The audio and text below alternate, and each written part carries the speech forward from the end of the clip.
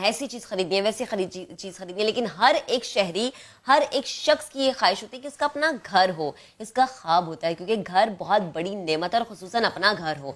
हुकूमत पाकिस्तान यानी PTI government ने इसको पूरा करने के लिए कदम भी उठाया, स्कीम दी जिसके तहत अगर अभी तक अपना घर हासिल आप लोग नहीं कर पाए तो आसानी बैंक से कर्ज लेकर अपने इस ख्वाब को पूरा कर सकते हैं। और तमाम बैंक इसमें ऑन बोर्ड हैं, किसी भी बैंक से जाकर आप वो कर्ज ले सकते हैं। उसमें डिफरेंट टायर्स हैं, उसकी ज़ाहिर शराइत भी हैं कुछ। आज हम इसको समझने की कोशिश करते हैं कि how good is that and how easy is that, because state bank of Pakistan की मुआवनत से तमाम बैंक से अब आप ये हाउसिंग जो लोन है ये ले सकते हैं।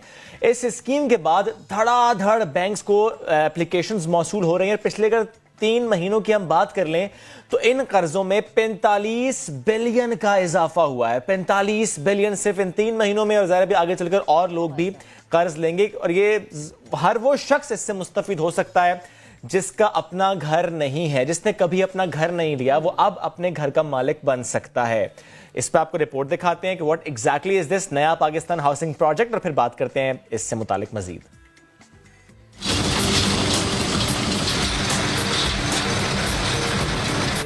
ख्वाबों का घर हकीकत में बनाना मुश्किल लगता है ना, मगर मुश्किल आसान बनाने के लिए पेश है नया पाकिस्तान हाउसिंग स्कीम। लेकिन हर जानिब से आती मुख्तलिफ आवाजों ने इस हुकूमती स्कीम को लेकर भी उलझन में डाल दिया। जहन में कई सवालात आ गए कि घर मेरा कैसे होगा। तो आइए उलझन सुलझाते हैं। अगर मुझे किसी भी इलाके में 125 गज का घर पसंद आ गया है जिसकी मालियत 35 लाख रुपए है, तो मेरी आमदनी को मद्देनजर रखते हुए बैंक 27 से 30 लाख रुपए लोन देगा, जिसको लौटाने के लिए मेरे सामने 2 प्रोग्राम होंगे। 10 साल प्रोग्राम में पहले 5 साल अदायगी में मुनाफे की शरह 5% होगी और अगले 5 साल 7% हो जाएगी। लेकिन अगर मैं अदायगी का वक्त 20 साल चाहता हूँ तो 10 साल बाद 27 लाख रुपए लोन पर 1 साल का 2.5% कायबोर भी अदा करना होगा। और अगर मेरा लोन 30 लाख रुपए है तो 10 साल बाद 1 साल के कायबोर की अदायगी बढ़कर 4% हो जाएगी। मगर मेरी फैमिली तो बड़ी है तो मुझे छोटा घर नहीं चाहिए, मैं 250 गज का घर लूंगा। तो चलिए इसके लिए लोन कितना और अदायगी कैसे होगी वो भी समझ लेते हैं। इस बार घर की मालियत होनी चाहिए 60 लाख रुपए, जिस पर बैंक मेरी आमदनी को मद्देनजर रखते हुए मुझे 50 लाख रुपए लोन देगा।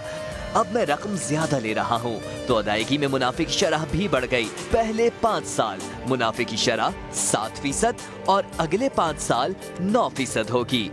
लेकिन मैं रकम 20 साल में लौटाना चाहता हूँ तो मुझे 1 साल का कायबोर 4% तक अदा करना पड़ेगा। मगर ठहरिए, अगर मेरे पास पहले से अपना घर मौजूद है तो मैं इस लोन का हकदार ही नहीं हूँ। मगर हाँ, मेरे पास घर नहीं, सिर्फ जमीन है और इस पर तामीर चाहता हूँ, तब भी नया पाकिस्तान हाउसिंग स्कीम मेरे लिए मुफीद होगी, क्योंकि बैंक मुझे कम से कम 10 और ज्यादा से ज्यादा 50 लाख रुपए फाइनेंस करेगा, जिसकी माहाना अदायगी पहले 5 साल के लिए 6,600 से लेकर 38,775 होगी। हो गई ना मुश्किल आसान। तो चलिए घर अपना बना लीजिए। क्या आपने वज़ीर आज़म की नया पाकिस्तान हाउसिंग स्कीम के तहत घर की बुकिंग कराई है? क्या इस नई स्कीम से कोई शिकायत है? क्या इस पर कोई डाउट है? क्या बैंक से लोन लेना आसान है या मुश्किल? ये वो सवाल हैं जो आपके भी जहन में होंगे। यही सवाल लेकर हम आवाम के पास गए, ये सवाल उनसे हमने किए। क्या जवाब मिला आपको सुनवाते हैं।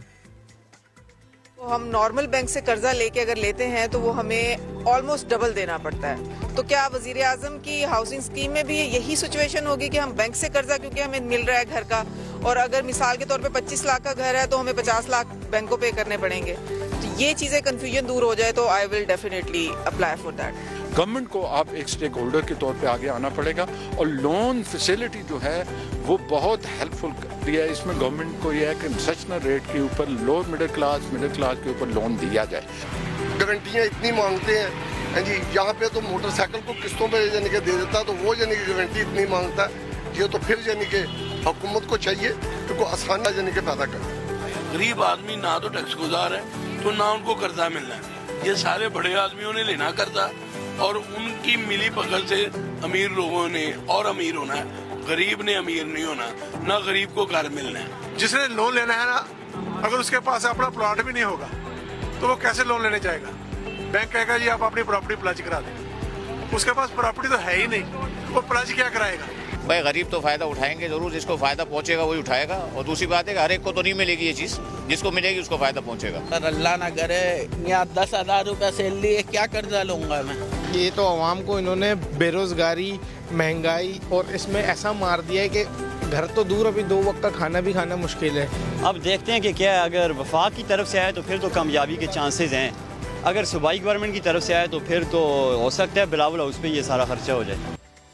तो जनाब, बहुत सारे सवालात लोगों के जो कि आपने सुने, हमने सुने, हमारे भी जहनों में बहुत सारे सवाल हैं इस स्कीम को लेकर। अब भी कुछ लोगों के जहनों में सवाल है कि कहीं ये सूद पर कर्ज तो नहीं मिल रहा, क्योंकि जाहिर सी बात है इस्लामी जमहूरिया पाकिस्तान इस चीज़ को मद्देनजर रखा जाता है। घर किसके नाम पर होगा ये भी एक सवाल है। तो जनाब, बहुत सारे सवालों के बहुत ज़्यादा जवाब जानने के लिए मिजान बैंक के प्रेसिडेंट इरफान सिद्दीकी साहब ने हमें ज्वाइन किया है, उनसे बात कर लेते हैं। अस्सलाम वालेकुम सर, गुड मॉर्निंग। वजीर आजम के हुक्म पर स्टेट बैंक की जो स्कीम सामने आई है उसके बारे में आप क्या राय रखते हैं? बहुत अच्छी है, सिर्फ अच्छी है, या बहुत बहुत बहुत ज्यादा अच्छी है? राइट, वालेकुम सलाम, बिस्मिल्लाहिर्रहमानिर्रहीम। आई थिंक ये बड़ा अच्छा इंट्रोडक्शन आपके चैनल ने दिया कि क्या लोगों के इसमें शुबात हैं, ऑल दैट। तो इन सिंपल टर्म्स आपका जो सवाल है कि क्या ये बहुत अच्छी स्कीम है, ये यकीनन बहुत अच्छी स्कीम है और इसमें फोकस भी हुकूमत का बहुत ज़्यादा है। आई थिंक आपको मालूम होगा कि वज़ीर आज़म खुद माशाल्लाह इसमें बहुत इंटरेस्ट ले रहे हैं और ऑब्वियसली वो इंटरेस्ट ले रहे हैं तो पूरी कैबिनेट और स्टेट बैंक सब उसमें खासा इन्वॉल्व है। राइट। और इसकी बेसिक चीज़ ये है कि इसमें गवर्नमेंट, स्टेट बैंक ने ये कही है कि भी जो भी बैंक्स की प्राइवेट सेक्टर लेंडिंग होती है उसका 5% जो हाउसिंग एंड कंस्ट्रक्शन इंडस्ट्री में देना ज़रूरी होगा। अभी तक ये परसेंटेज जो थी वो तकरीबन 1% के करीब थी। कुछ बैंक्स की ज्यादा थी, मिजान बैंक की ज्यादा थी, लेकिन अब हमें इसको 5% पे ले जाना होगा। तो इस हवाले से तकरीबन अगले 12 महीने में आप देखेंगे कि जो हाउसिंग एंड कंस्ट्रक्शन सेक्टर है उसमें बैंक्स के कर्जे मजमूई तौर पे डबल हो जाएंगे और उसमें 150 बिलियन का इजाफा आएगा।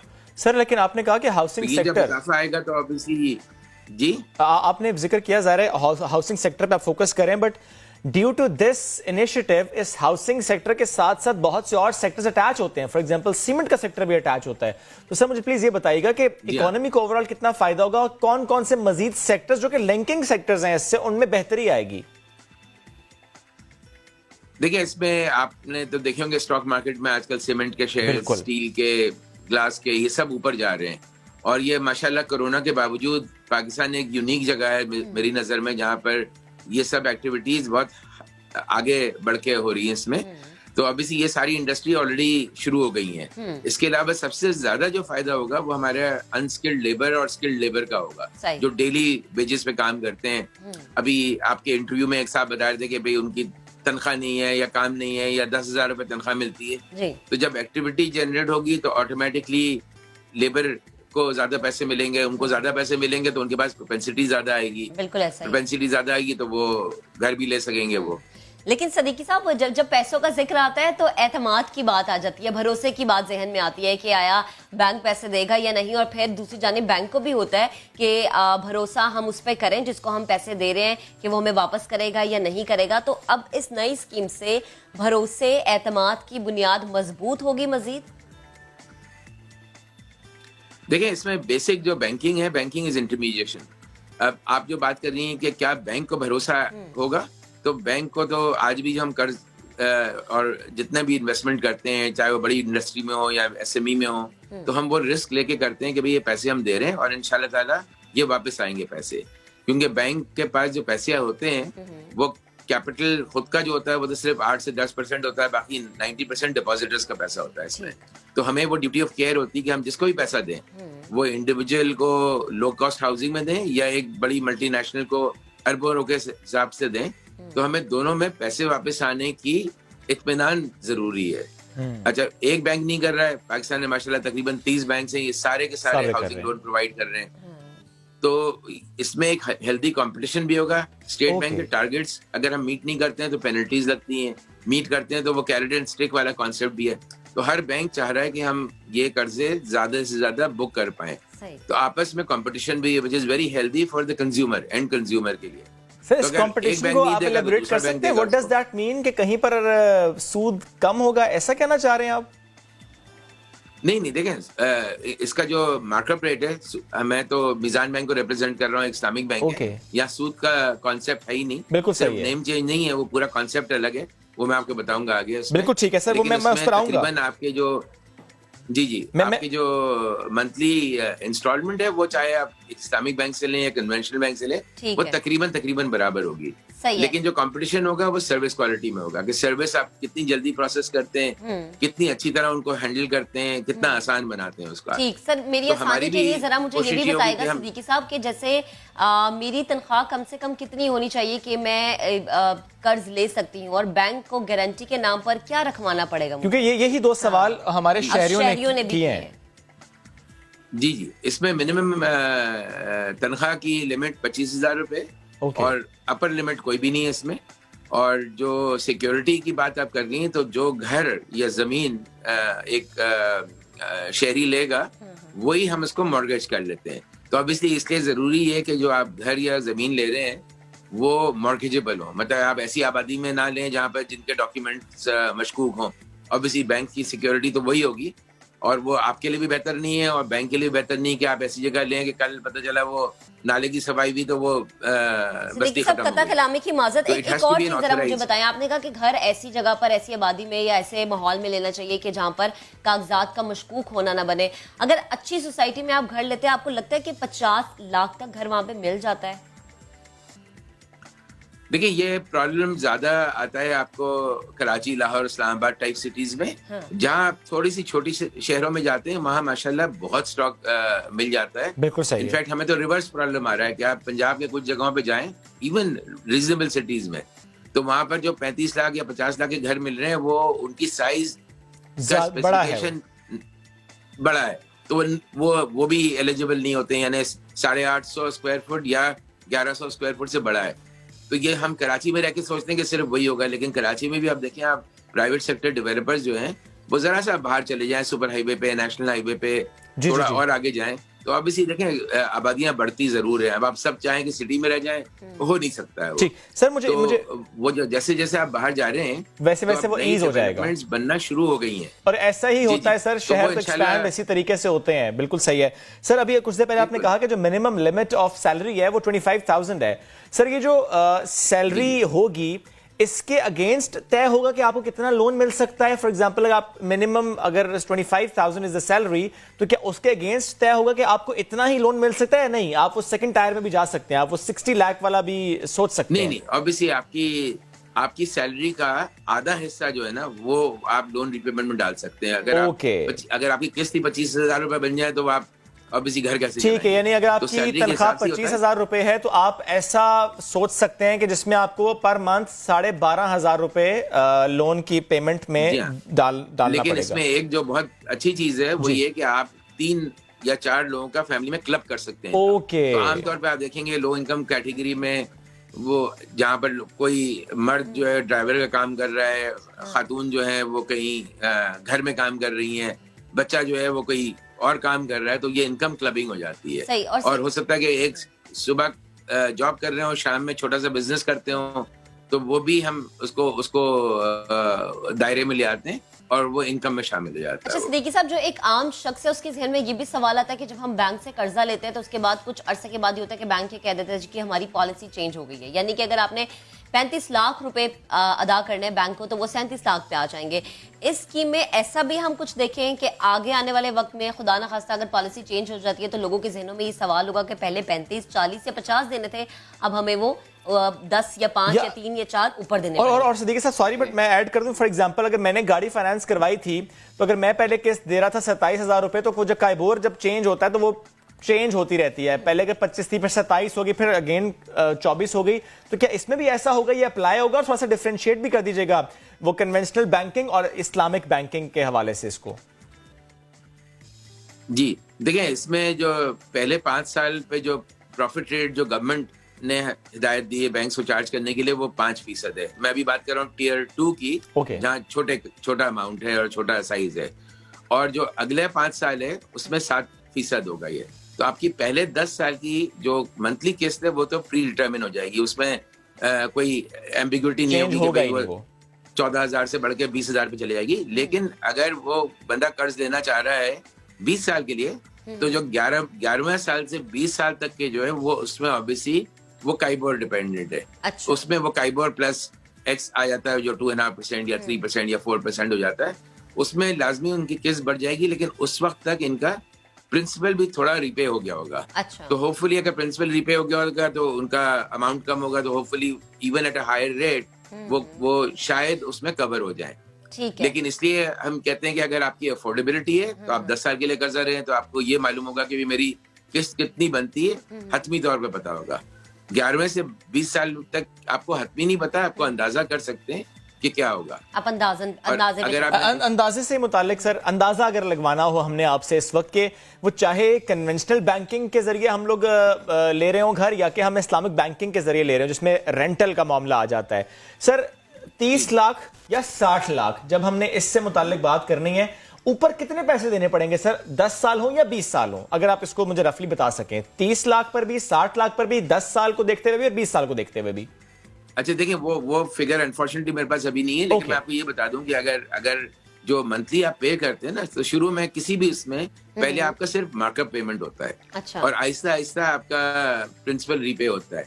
तो ये जो बात है ना कि हमने 20 लाख का कर्जा लिया था तो हमने over period of time 30 lakh रुपए दे दिए, तो उसका तो कोई तोड़ है ही नहीं। मतलब अदर देन कर्जे हंसना वो होता है कि भाई आप बिल्कुल अल्लाह की राह में आप पैसे दे देते हैं कि भाई मैंने जितने पैसे दिया हूं उतने वापस लें, वो एक फलाही काम होता है।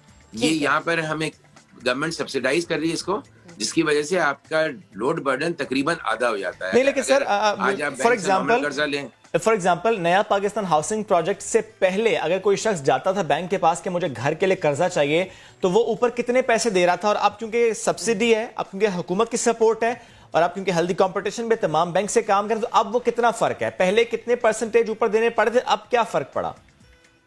देखिए, अब तो 5% for the first 5 years fixed है, राइट। पहले एक तो पाकिस्तान में फिक्स्ड रेट फाइनेंसिंग आमतौर पे अवेलेबल ही नहीं है, तो हम कस्टमर को ये कहते थे भाई आज का रेट आपका फॉर एग्जांपल काइबोर प्लस 5% होगा, विच विल बी 12%। तो आप ये कंपेयर कर लें कि आज अगर कोई आदमी कम से कम पे भी कर्जा ले रहा होगा जो लो इनकम कैटेगरी का है, तो उसको अगर ये गवर्नमेंट की स्कीम नहीं होती तो 12% पे कर्जा मिलता है और यहाँ 5% पे कर्जा मिल रहा है। तो यानी आप समझना डबल से भी ज्यादा है, वो 5 से डबल होके 10 होता है और ये 12% मिलता है। ठीक, और फिर ये काम शहरी के लिए मुश्किल भी होता ना कि वो अपना घर बना ले। सिद्दीकी साहब, जब हम अपने घर की बात करते हैं तो जरा ये बताएगा कि जब घर लिया जाएगा तो वो क्या मेरे नाम पर होगा या वो बैंक के नाम पर होगा? और फिर अगर बैंक के नाम पर है तो कितनी मुद्दत में बैंक वो घर जो है मेरे नाम पर मुंतकिल करेगा?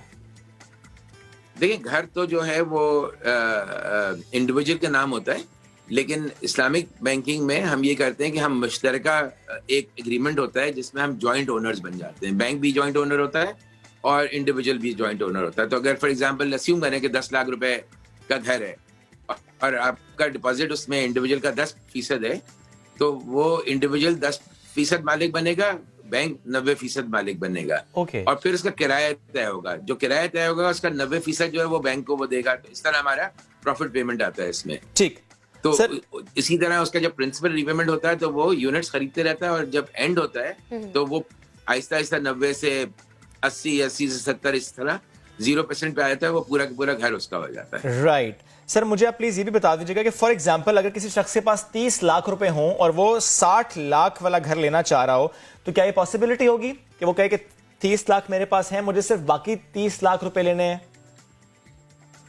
नहीं, देखिए, इसमें हुकूमत ने दो लिमिटिंग फैक्टर लगाई हुई है। एक तो जो टियर 3 है, जिसमें जो बड़ा घर आप बात कर रहे हैं, उसमें आपका 1100 स्क्वायर फुट से ज्यादा घर नहीं हो सकता है और 6 मिलियन रुपए से ज्यादा का घर नहीं हो सकता। अगर आपका घर 6.5 मिलियन का है तो ये कर्जा इसलिए अवेलेबल नहीं होगा क्योंकि गवर्नमेंट चाह ये रही है कि अगर आपके पास 30 लाख रुपए माशाल्लाह पड़े हैं बैंक में, तो आप वो 30 लाख रुपए लेके खुद घर बना लें। वो ये सिर्फ उन लोगों के लिए ये सब्सिडी स्कीम गवर्नमेंट लेकर आ रही है जिनके पास कुछ भी नहीं है। तो अगर आपको भी देंगे और वो मुझे भी दे देंगे, मैं भी एलिजिबल हो सकता हूँ उसमें, राइट? लेकिन वो मुझे देना नहीं चाहेंगे वो। तो ताकि ये सही हकदार लोगों को हकदार लोगों की तरफ जाए जिनका हक है उन्हें मिले। और यही बात वजीर आजम भी कहते हैं। सिद्दीकी साहब, एक और चीज, अगर कोई घर 850 स्क्वायर फीट से ज्यादा है लेकिन उसकी कीमत 35 लाख रुपए है, तो क्या इस पर बैंक मुझे कर्ज देगा? देखिए 850 स्क्वायर फुट और 35 लाख का है तो वो 5% मिल जाएगा। अगर वो 850 स्क्वायर फुट से ज्यादा और 1100 से कम है तो फिर उसको कर्ज मिल जाएगा और 2% ज्यादा पे मिल जाएगा, लेकिन 1100 से ज्यादा तो फिर नहीं मिलेगा। ओके सर, लास्टली ये बता दें कि कितनी, sir you want to add something? जी, मैं सिर्फ ये कह रहा था, आपका जो पिछला क्वेश्चन था ना कि हकदार को मिले, तो इसमें गवर्नमेंट ने 330 बिलियन रुपीस का सब्सिडी के तहत बजट अप्रूव की हुई है, which is a huge amount of money. तो इंशाल्लाह ताला अभी तो पाइपलाइन इतनी है नहीं, घरों की बनना शुरू हो रहे हैं। जब ये आएंगे तो आप देखेंगे ये घर आम हालात में लोगों को मिलते रहेंगे और वो बिल्डर्स भी लोगों के पीछे पड़े होंगे कि भाई आप हमारा घर खरीद लें। अभी स्टॉक नहीं है, तो ये जो चीजें आपको अभी इतनी नजर नहीं आ रही है, ये नजर आएंगी। इनकी जब पाइपलाइन नजर आएगी तो फिर आपको ये जिस तरह बन कबाब मिलता है ना, उस तरह आप आसानी से आप घर भी खरीद पाएंगे। अरे वाह! और सर ये हमने देखा भी है, लो कॉस्ट हाउसिंग प्रोजेक्ट्स मुख्तलिफ शहरों में या for that matter big cities के आउटस्कर्ट्स में बनाए जा रहे हैं ताकि जब ये प्रोजेक्ट के तहत लोग कर्ज लें तो वहां पर वो ले सकें। सर मुझे ये बता दें कि अब तक कितनी दरखास्तें मौसूल हो चुकी हैं? अगर आपके पास तमाम बैंक्स का रिकॉर्ड है तो तमाम का बताइए, वरना सिर्फ मीज़ान बैंक का बता दीजिएगा। और क्या कोई हद भी है, कोई कैपिंग भी है कि अच्छा इतनी एप्लीकेशंस आ गई तो फिर मजीद नहीं ली जाएंगी? जी देखें, एप्लीकेशन तो हजारों में आई हैं, उनका भी फिल्ट्रेशन हो रहा है। एप्लीकेशन दो तरह से आती है, एक जाती है डायरेक्टली टू नेफ्डा जो नेशनल हाउसिंग अथॉरिटी है, वो मजीद और अपने घर बना के देंगे, उनको एप्लीकेशन जा रही है। और जो उनके पास एप्लीकेशन आ रही है वो हमें फॉरवर्ड कर रहे हैं कि भाई आप देखें कि आप इनमें से आप भी एप्लीकेशन सीव आउट कर लें। और एक बहुत इसमें इम्पोर्टेंट चीज ये कि गवर्नमेंट का कहीं ये प्रेशर नहीं है कि भाई आप फलां को दे दें या फलां को ना दें, आप अपनी मर्जी से करें, क्योंकि रीपेमेंट का रिस्क हर इंडिविजुअल बैंक रन करता है। इसमें एक स्कीम है जिसमें 40% गारंटी स्कीम है, जिसकी इत्तेफाक से आज ही साइनिंग सेरेमनी है। लेकिन उसको अगर 1 मिनट के लिए आप छोड़ दें तो ये सारा रिस्क जो है बैंक को देना है। तो गवर्नमेंट अल्हम्दुलिल्लाह कहीं पर भी ये इंटरफेयर नहीं करती कि भाई आप फला तबके को दे दें, इसको दें ना दें, उसको ना दें, वो टोटल 100% बैंक के इख्तियार, बैंक पर डिपेंड करता है। सर अभी कुछ देर पहले आपने कहा था कि अगर फैमिली मेंबर्स मिलकर भी लेना चाहें तो ले सकते हैं। सर क्या ये अप्लाई दोस्तों पर भी होता है, दो दोस्त मिलकर लेना चाहें तो? मुझे इसका सही आंसर टू बी ऑनेस्ट नहीं मालूम है, लेकिन मेरा ख्याल से नहीं होता होगा ये। ठीक है, thank you so very much sir, thank you so very much sir, साथ मौजूद थे। इजीली आपने हमें समझा दिया ये सारा मामला कि किस तरीके से घर लिया जा सकेगा जिसके पास अब तक अपना घर नहीं, जिसने अब तक अपना घर नहीं बनाया, ये ऑप्शन सिर्फ उसके लिए है। ये वज़ीर आज़म का ख्वाब था और यूं तो ये ख्वाब हर पाकिस्तानी का है, हर शहरी का होता है कि उसका अपना घर होता है।